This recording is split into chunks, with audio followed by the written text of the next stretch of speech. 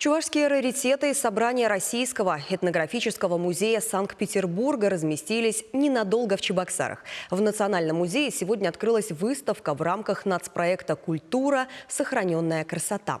В коллекции около 6000 уникальных предметов.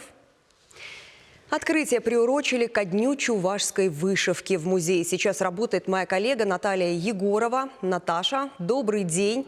Мы ждем первых впечатлений о выставке. И, кстати, поддержали ли ее гости сегодняшний флешмоб на работу с вышивкой?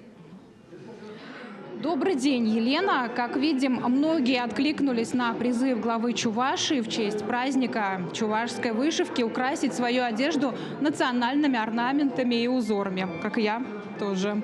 Этника довольно давно в тренде, и вводить в свой повседневный гардероб такие элементы можно без ущерба для стиля. Что же касается самой выставки, все это предметы с историей. Многим из них уже больше 200 лет.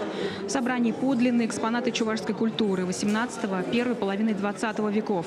Сокровища чувашского народа с любовью и уважением собранные и сохраненные сотрудниками Российского этномузея. Чувашские предметы тоже одними из первых поступали. То есть были разосланы во все концы государства, во-первых, программа, анкеты, по которым программа собирания, что собирать, как собирать, и в том числе исследователи традиционной чувашской культуры, это Никольский, да, Зеленов, откликнулись и присылали в наш музей предметы. Женские костюмные комплексы, бытовавшие у разных групп чувашей, свадебные платки, покрывала невесты, полотенца, наволочка на подушку невесты и другие свадебные атрибуты, женские рубахи, поясные подвески, головные уборы.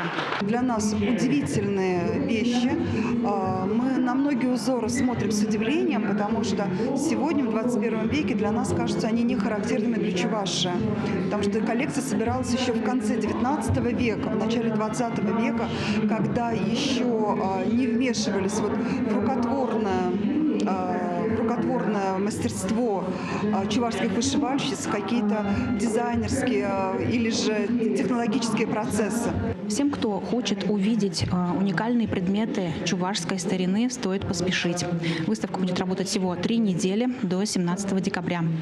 Елена. Спасибо, Наталья.